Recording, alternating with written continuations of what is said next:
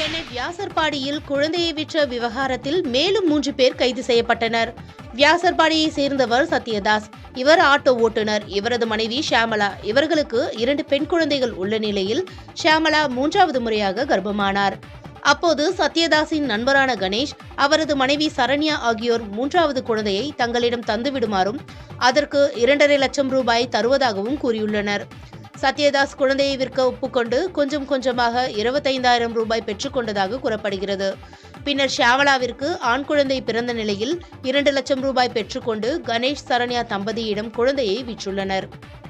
குழந்தையை பிரிந்ததால் மனவேதனைக்கு உள்ளான ஷியாமளா தனது தாயிடம் கூறியுள்ளார். இதைத் தொடர்ந்து ஷியாமளாவின் தாய் வியாசர்பாடி காவல் நிலையத்தில் குழந்தையை மீட்டு தருமாறு புகார் அளித்ததை தொடர்ந்து சத்யதாஸை காவல்துறையினர் கைது செய்தனர். இந்நிலையில் பணம் தந்த கணேஷ், சரண்யா உட்பட 3 பேரை காவல்துறையினர் கைது செய்தனர். மேலும் குழந்தையை மீட்கும் நடவடிக்கையில் காவல்துறையினர் ஈடுபட்டுள்ளனர்.